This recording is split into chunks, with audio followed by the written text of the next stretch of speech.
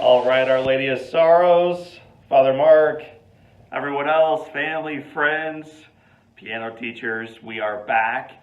That's enough love. That's enough love. As we walk in the light, it shines a bright light not only in front of us, but also on the pathway of those who walk with us. The beautiful aspect of Christian life is that we're not doing this thing all by ourselves. The beautiful part about school is that you're not all by yourself, that we have one another to walk with us. So as we move toward the finish line of our time together, I want to share with you a story about a guy who taught me about the power of a simple question and about the ability that one life has to elevate, to impact, to inspire, to transform the life of another. All right, so you ready for this one? Yes or no? Okay, that was so weak. I know we're in church, but let's make a little bit more noise. God wants to hear you celebrate life. By the way, God has in his wallet a picture of you. My friend Bob Goff loves to say that, and I could not agree more with him. In God's wallet. Like, there's a picture of you. That ought to fire you up. So let me ask you this question again. Are you ready to take the next step forward? Yes or no? All right, so let's go. Let's move on together. We talked a little bit about my past. We're going to talk now about this great man who stepped into my life and ultimately students, leaders, Our Lady of Sorrow friends, what it means to each one of us. Here we go. A little boy named John got burned in 1987. They brought me into this hospital bed. They set me down like this. So I can't move my arms or my legs. Okay, stuck in the situation. My lungs are burned. They put a hole in my neck. Students, what's that called? You got a trach, so now you can breathe. But you can't eat or drink, and you can't talk. You can't talk. And there's one other challenge. My eyes are swollen shut, so I can't see. It's like this. But I could dream, I could feel, I could fear, I could pray, and there's power, students, teachers, family, parents, in prayer. There's power in prayer. It transforms the lives around us, but also transforms the lives within us. So prayer is powerful. Grab onto prayer today. I could pray, and I could listen. Have you ever noticed how much more you hear when your eyes are shut? Some of you have been listening beautifully all day long since I've been talking at you. I've seen you out there listening to every word, I know. But when your eyes are shut, you hear. And growing up in St. Louis, Missouri, there's basically one thing that we have to do in the summertime, okay? We love baseball. I'm a big baseball guy myself. Maybe you cheer for the Tigers. Maybe you cheer for the Cubs. Whoever it is that you're cheering for. Well, my team is the baseball St. Louis Cardinals. And the way we used to watch baseball back in the 80s was not with our eyes at the stadium, but with our ears at home on the radio. And our announcer was a guy named Jack Buck. Jack Buck, the voice of the St. Louis Cardinals. Well, I loved this guy. I loved his voice. I loved his heart. But I'd never met him. He's a celebrity. I'm an ordinary kid, normal guy. And then I got burned on January 17th, 1987. The following day, students, Our Lady of Sorrows friends, I find myself in darkness, stretched out, tied onto this bed, cannot do a thing, and my door opens up. I hear footsteps. I hear a chair come across the floor, and then I hear this bigger-than-life voice. The voice of Jack Buck comes into my room, and he says loud and clear, "Kid, wake up. Wake up. You are going to live. You are going to survive. Keep fighting. John O'Leary Day at the ballpark will make it all worthwhile. Kid, are you listening?" And I remember being a little 9-year-old boy responding. To which he responds, "Good. Keep fighting. Keep fighting." The man stands up, he walks out, he leaves me, students, leaders, friends, family, tied down in darkness by myself, fired up for life. Jack came into my life, my great teacher, one time, and changed me forever. Such is the power of love to light the pathway for someone else. I learned years later that from my dad, that Mr. Buck walked down the hallway 3 doors walk like this, lean his head against a glass door, and he just started crying, which of course we all know is the sign of weakness. Yes? No. I think crying is the sign of great strength and care and compassion and love. What's the shortest verse in Scripture? It's in John. Anybody know? Come on, yell it out. Jesus. What's the second word? Wept. Lazarus has died. The family is wailing. They're weeping. His friends are all mourning. Jesus takes a look around at all that's going on around him, and he weeps. It's not weakness, it's strength. Well, Jack wept. A nurse comes over, kneels down, looks up and says, Mr. Buck, are you all right? And he says, I'm not sure. The little boy won't make it, will he? The expert on her knees looks up and says, there is absolutely not a chance. Okay, there's just not a chance. Nothing we can do here. So what Jack does, he takes it home. He cries. He prays. There's that word again. He prays. He reflects. And he journals on one question. Keep it simple. Students, what more can I do? One of my hopes for, as you leave this video here shortly, as you step back into your days and lives and through Catholic Schools Week, is this: that you utilize this question to ensure that your tomorrow is even better than yesterday. What more can I do? What more can we do in Our Lady of Sorrows? What more can we do in our community mission? What more can we do? What more can we do?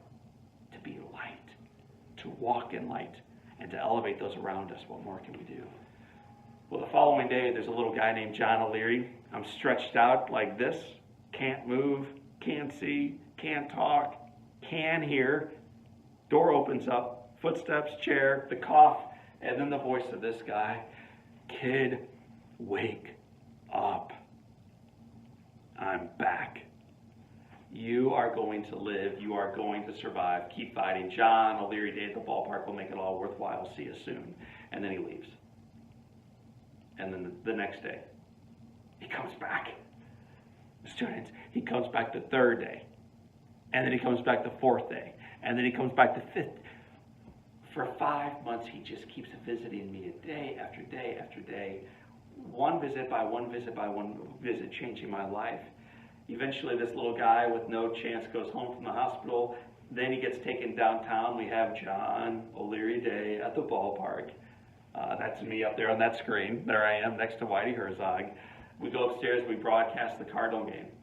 And that night, Jack puts a microphone in front of me and he says on live radio, you could have heard it up in Michigan, it's John O'Leary Day at the ballpark. Kid, are you having fun? And on live radio, Our Lady of Sorrows friends, leaders, heroes, children, students, this is what I say back on live radio. Because I'm shy. Okay? I'm an introvert. I don't like to be put in with a microphone in front of me. Jack sees a little boy that doesn't have any confidence at all. But he also sees a little boy with an awful lot of spirit, an awful lot of fight, and a big grin on his face. So he takes home the good and the bad. Jack cries and he prays and he reflects and he asks one question. What more can I do to make tomorrow better than today? The following day, I'm at home. I'm 10 years old. I should be in school, but I'm not because I can't write yet. I can't stand yet. I can't really do anything yet. Well, my mom comes in from the mailbox with this baseball signed by a Cardinal great named Ozzie Smith. Below that ball was a note that read, "Kid, if you want a second baseball, all you have to do is send a thank you letter to the guy who signed the first." Just one problem, Jack. What's the problem, students? You can't write. Do you think Jack knew I could not write? Yes or no? Yes or no? So why would he make me do something he knew I could not do? Because he knew you could. He knew you could. Deep down, he knew you could. Do you think I wrote the note? Yes or no? Yes. Mailed it off 2 days later. It's not that hard if you really want it. Free choice, baby. It's there in front of you every day. Whether you walk in light or walk in dark, your choice, not mine. What a gift.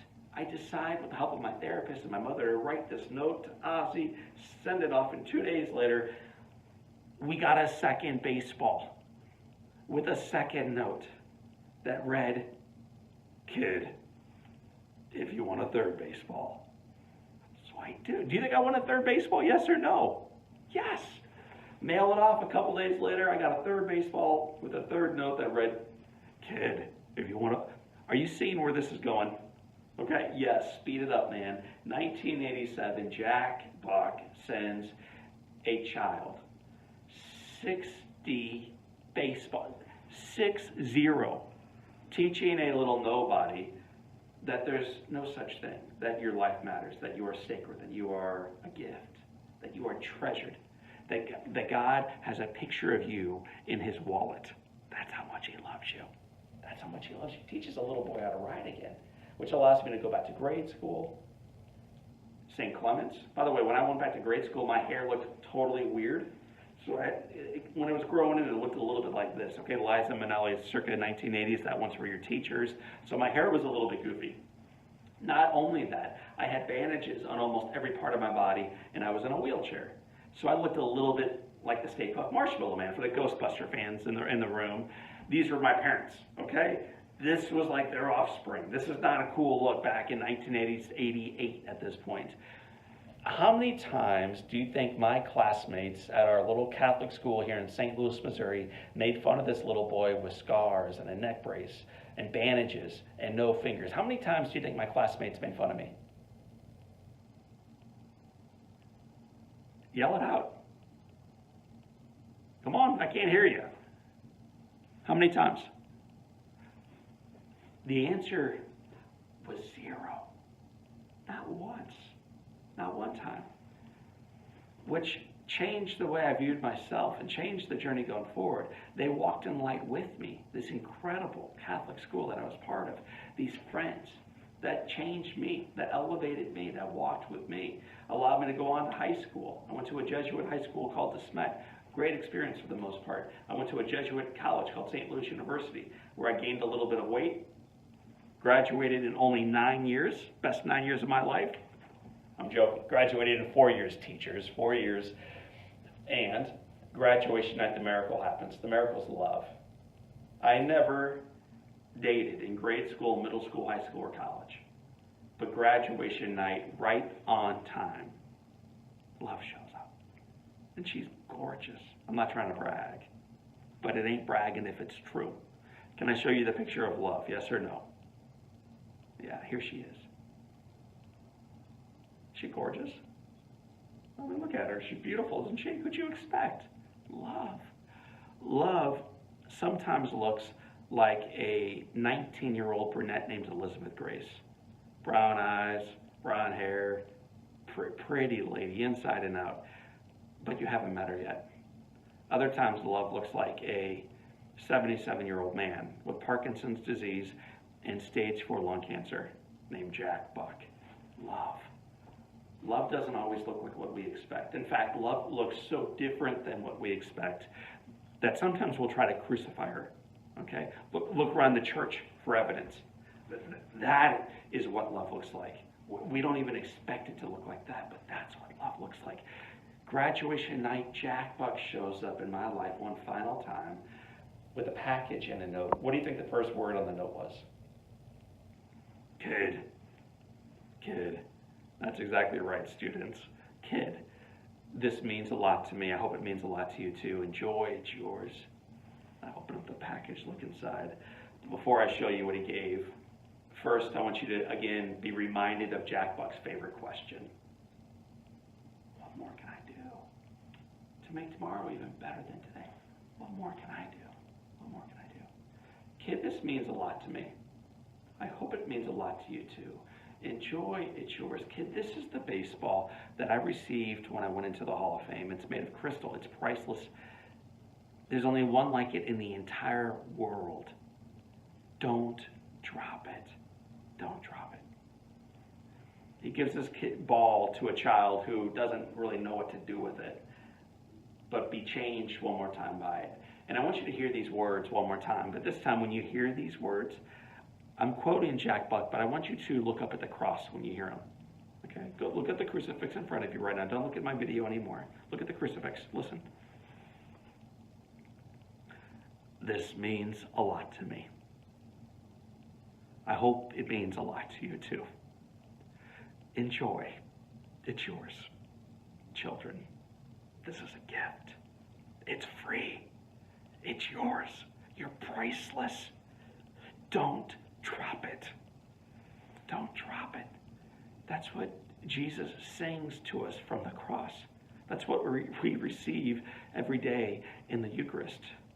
It's yours. It's free. It's priceless. It means a lot. And it's yours. It's yours. Don't drop it. Jack Buck taught a little boy to believe, to accept, to embrace, to live, to love, which I think led to this picture. Also known as the greatest sales job of my entire life. Elizabeth Grace has blessed me with this little man, named after a great announcer, Jack. Jack now has a little brother named Patrick. When I'm out of town traveling, my wife takes them and dresses them like this. I don't think that's funny. So when I get home, I rip off the Sunday smocks and I get them dressed in their cardinal gear. That's more like it, boys.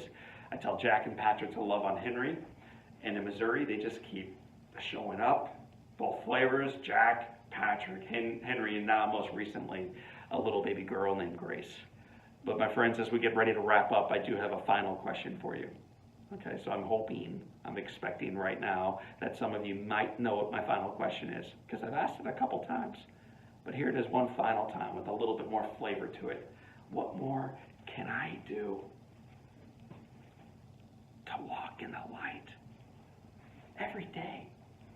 What more can I do to be proud of my faith, to pray, to be in love with Jesus, to be an awesome daughter, to be an awesome son, to be an even better teacher or principal or music teacher or priest or parent or servant or son or daughter? What more can I do to walk in the light every day? What more can I do? When you return to class later on, this is the question that your teachers are going to be asking you. And it is my absolute expectation, but also something I'm excited about, that you're going to answer it. And we're all going to have individual plans to step and to live into this message, to walk in the light in 2019 and beyond. We're in the midst of Catholic School Week, but what a cool thing it is to not only live it during this week, but to boldly, unashamedly live our faith beyond this week. So my friends, I want to thank you for being in this school. I want to thank you for living out your faith. I want to thank Father Mark for the opportunity to serve. I want to thank him for his ministry, for his devotion, for his vocation. I want to thank all the teachers in the room. In fact, I'm going to invite them all right now. Teachers, if you're still awake, I ask you right now to open up your eyes and to uncross your arms and to rise. So teachers in the room, whether you teach music or you are a principal, I'd like all the teachers to stand up for a moment because I'd like to celebrate them with you. So teachers, please stand. And students, will you join me and thank these ladies and thank these gentlemen for the work they do, for the ministry they have taken on under their own belt. So give them a big hand, please. Big ovation for all the teachers in church today. I want to thank Principal Whitfield for her work, for believing in this message, Ms. McCullough for helping shape it, Mrs. Shabrensky, I believe that is our piano teacher up there, Mrs. Shabrensky, for your music. And I want to thank each of you kids for being here, for being you, for being precious, for recognizing that your life is precious, to not drop it, to hold on to it because you are sacred. You are a picture in God's wallet. He loves you that much, and your best is yet to come. So friends, make your commitment when you go back to school later on here in a moment, and recognize that you are not walking in darkness, but you are walking in the light, and the best of your journey remains in front of you. So for this time, and until next time, by the way, if you're looking into social media, teachers or parents in the room, or a few of you students who might be hanging out occasionally online, or you may want to tell your parents about this, well, lots of different ways to learn more about John's story and his message. There are a few links up there right now. You can snap a picture, your teachers can send it out later on. And the other thing is there's a book you can check out at the library anytime, and it's called On Fire. It is this story shared out in much greater detail, and I think you would really enjoy it. You'd really love it. So I look forward to meeting you again in the pages of that book, seeing you online, and hopefully one day seeing you together live. For this time, And until next time, this is John O'Leary, and today is your day, leaders. Live inspired.